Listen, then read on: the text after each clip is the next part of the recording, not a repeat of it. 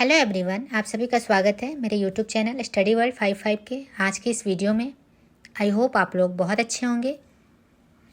तो आज की इस वीडियो में मैं बात करने वाली हूँ BET Bihar eligibility test, Bihar पात्रता परीक्षा को लेकर, जो कि काफ़ी चर्चा चल रही है कि बहुत जल्द जो है बिहार सरकार जो है Bihar eligibility test for assistant professor, Bihar eligibility test करवाने वाली है असिस्टेंट प्रोफेसर के जॉब के लिए।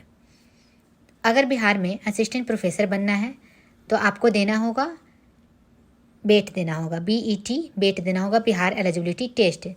जैसे हर स्टेट में असिस्टेंट प्रोफेसर के लिए अपना अपना एलिजिबिलिटी टेस्ट होता है।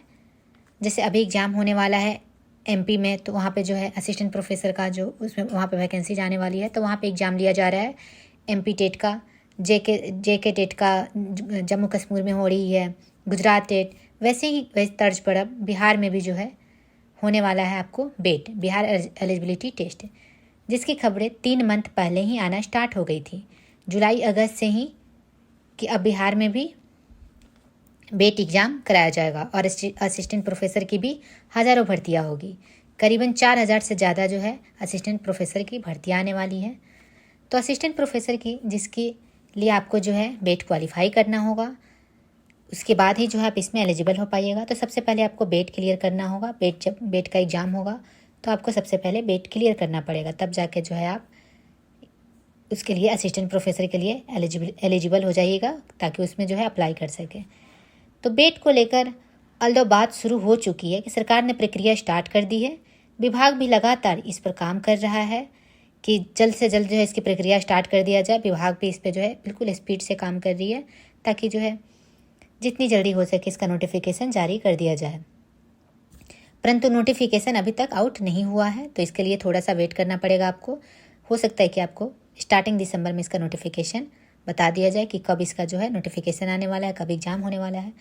तो बेट का फॉर्म भरने के लिए आपको क्या योग्यता चाहिए, आपका एज लिमिट कितना होना चाहिए, पोस्ट ग्रेजुएट, इसमें सबसे बड़ी बात कि पोस्ट ग्रेजुएट चाहिए।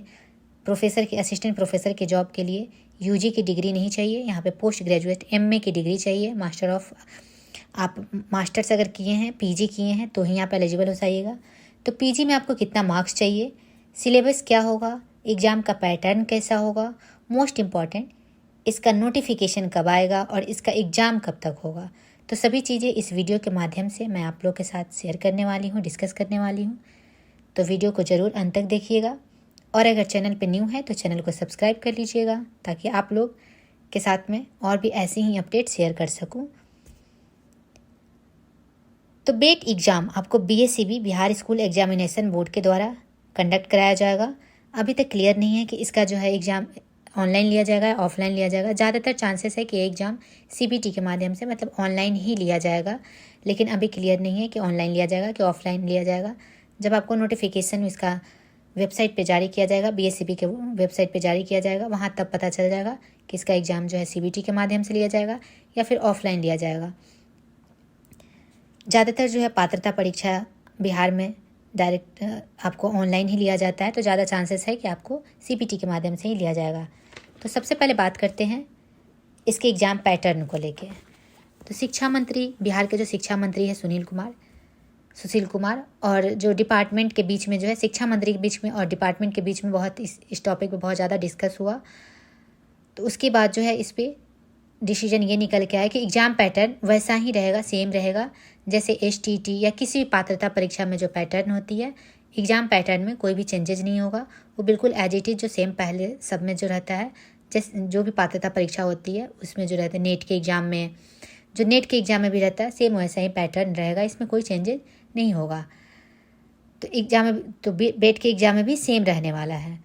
50 क्वेश्चन रहेगा आपको पेपर 1 के, जो जनरल पेपर होते हैं 50 क्वेश्चन आपको जनरल पेपर से आएंगे। उसमें सब चीज़ उसमें आ जाते हैं, English, Hindi comprehension, general studies, science, maths, reasoning, सारे जो है उसमें जनरल पेपर में आ जाएंगे। 50 क्वेश्चन होंगे और पर क्वेश्चन जो है 2 मार्क्स के होंगे, तो मतलब 100 मार्क्स का जो है 50 क्वेश्चन हो जाएंगे जनरल पेपर से, और 100 क्वेश्चन जो है पेपर 2 के जो रहेंगे, जो सब्जेक्ट कंसर्न पेपर होते हैं 100 मार्क्स के। उसमें जो है पर क्वेश्चन 2 मार्क्स उसमें मिलते हैं, तो मतलब टोटल जो है 200 मार्क्स से आपको सब्जेक्ट के मेन सब्जेक्ट जो आपका होता है उस पे जो है आपके 100 क्वेश्चन रहेंगे 200 मार्क्स के। और समय आपको 3 घंटे रहेंगे, जो सेम रहती है सब में, तो 3 घंटे समय रहेंगे।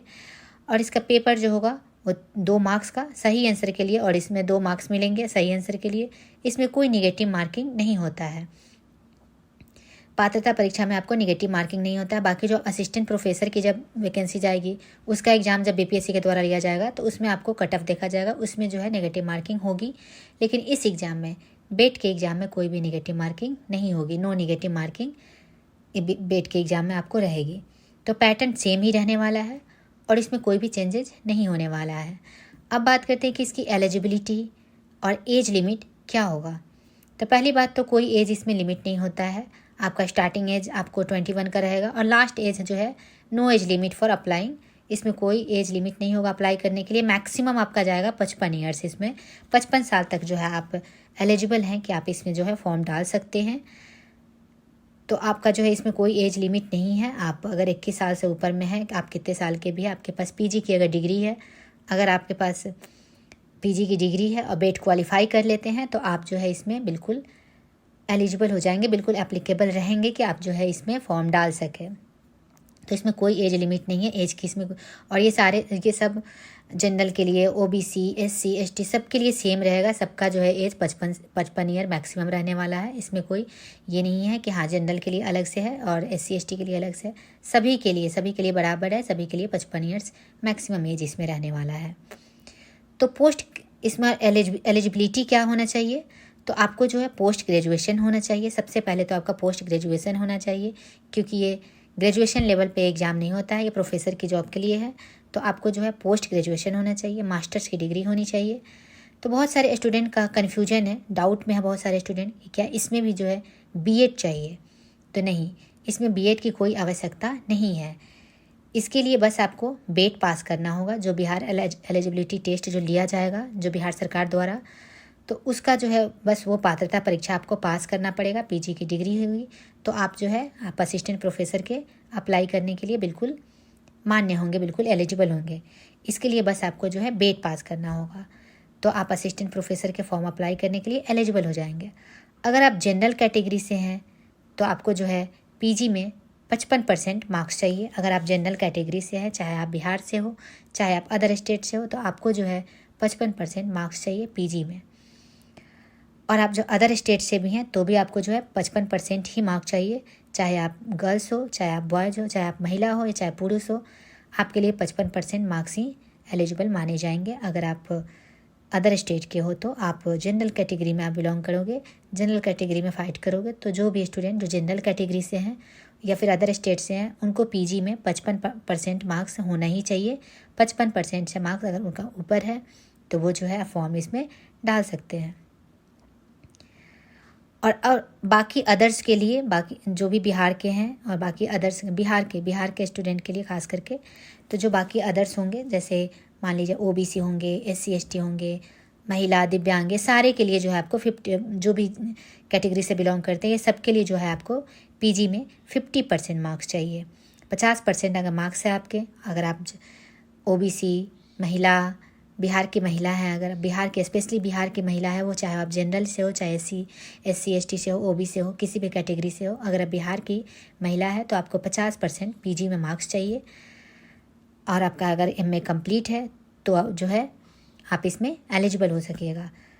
और जिस स्टूडेंट का अगर जो है पीजी कंप्लीट हो गया है तो भी आप जो है एलिजिबल हो जाइएगा। अगर आप फाइनल ईयर में हैं, अगर आपका जो है एक पेपर पीजी का एक पेपर आपका कंप्लीट है और सेकंड पेपर का एग्ज़ाम अभी नहीं हुआ है, मतलब अपेयरिंग में है, फाइनल ईयर में है, तो भी जो है आप इसके लिए अप्लाई कर सकते हैं। अगर आपका पीजी जो है फाइनल ईयर है तो भी आप जो है इसमें अप्लाई कर सकते हैं। और ईडब्ल्यूएस के लिए, खास करके ईडब्ल्यूएस वाले के लिए भी जनरल कैटेगरी से ही जो है आपको 50% मार्क्स ही चाहिए बेट के फॉर्म भरने के लिए। हाँ, आगे जो असिस्टेंट प्रोफेसर की जॉब आएगी उसमें जो है आपको जब कट ऑफ होगा तो उसमें आपको ईडब्ल्यूएस की आरक्षण मिलेगी, जो सबको मिलते आ रही है, उस टाइप की जो आरक्षण मिलेगी। लेकिन बेट एग्ज़ाम में आपको ईडब्ल्यूएस के लिए जो है पीजी में उसमें मार्क्स में आपको जो है 55% ही मार्क्स चाहिए, तभी जो है आप एलिजिबल हो पाइएगा। अब सबसे बड़ी चीज़ है जो आप सभी को बेसब्री से इंतज़ार है, सबसे इम्पॉर्टेंट चीज़ जो सारे बच्चे जो है काफ़ी दिनों से वेट कर रहे हैं और परेशान हो रहे हैं कि इतने दिनों से इसकी जो है बस बातें चल रही है, लेकिन कुछ कंफर्मेशन नहीं दिया जा रहा है, कुछ नोटिफिकेशन जारी नहीं किया जा रहा है, ना ही किसी विभाग की तरफ से, ना ही किसी कहीं से भी जो है, ना ही किसी वेबसाइट पे आपको इस देखने को मिल रहा है, कुछ भी नोटिस ही नहीं भेजा जा रहा है। तो बच्चे बस कंफ्यूज में है कि क्या कब आएगा, कैसे आएगा, आएगा भी या नहीं आएगा। तो जिस चीज़ का बच्चे को बेसब्री से इंतजार है वो है नोटिफिकेशन और एग्ज़ाम डेट को लेकर कि इसका नोटिफिकेशन कब जारी होगा और एग्ज़ाम डेट कब रहने वाली है। तो बिहार में तो पहले एक बात बता दूं, तो बिहार में 2025 का चुनाव और चुनाव से पहले बिहार सरकार को असिस्टेंट प्रोफेसर की भर्तियां करानी है। आपको एनी हाउ जो है भर्तियां दिखानी है सरकार को, तो आपको असिस्टेंट प्रोफेसर की भर्ती जो है चुनाव से पहले आपको देखने को मिलेगा, या फिर कम से कम असिस्टेंट प्रोफेसर की भर्ती की प्रक्रिया तो ज़रूर चालू करनी ही करनी है। इसमें कोई डिले नहीं होगी। आपको जो है भले बाद में ही इसका एग्ज़ाम लिया जाए, लेकिन प्रक्रिया इसमें चालू हो जाएगी। लेकिन इसकी भर्ती से पहले उन्हें जो है बेट करवाना है। तो चांसेस है कि दिसंबर के एंड तक बेट का नोटिफिकेशन जारी किया जा सकता है। अप्लाई करने के लिए दिसंबर के लास्ट वीक में किसी भी डेट को जो है आपको बेट का नोटिफिकेशन जारी किया जा सकता है। और इसका एग्ज़ाम आपको फरवरी या मार्च में आयोजित हो सकता है। होली से पहले जो है आपका इसका एग्ज़ाम आयोजित करने का प्लान चल रहा है। अगर सरकार अगर चाहती तो डायरेक्ट जो है असिस्टेंट प्रोफेसर की वैकेंसी निकाल सकती थी, क्योंकि नेट के बेसिस पे असिस्टेंट प्रोफेसर के लिए आपको सबसे नेट अगर क्वालिफाई है अगर स्टूडेंट, तो असिस्टेंट प्रोफेसर के लिए ऐसे ही एलिजिबल हो जाते हैं। तो जो भी बच्चे जो नेट ऑलरेडी क्वालिफाई हैं उन्हें जो है बेट अगर नहीं भी देते हैं तो उनके लिए कुछ नहीं है कि हाँ उनको बेट देना पड़ेगा। जो भी नेट क्वालिफाई हैं वो ऑलरेडी एलिजिबल है इस चीज़ के लिए, तो अगर वो बेट नहीं भी देते हैं तो कोई बात नहीं। बेट उनके लिए कंपलसरी नहीं है, क्योंकि वो ऑलरेडी नेट क्वालिफाई कर चुके हैं। ऑलरेडी जो है उनके पास एक पात्रता परीक्षा है जिससे वो असिस्टेंट प्रोफेसर की वैकेंसी जाएगी, तो उसमें जो है वो अप्लाई कर सकते हैं। तो अगर चाहती सरकार तो डायरेक्ट असिस्टेंट प्रोफेसर की वैकेंसी भी निकाल सकती थी नेट के बेसिस पर बहुत सारे बच्चे जो नेट क्वालिफाइड नहीं हैं, बहुत सारे बच्चे ऐसे हैं जो खास करके बिहार के बच्चे भी बहुत सारे हैं जो नेट क्वालिफाइड नहीं है।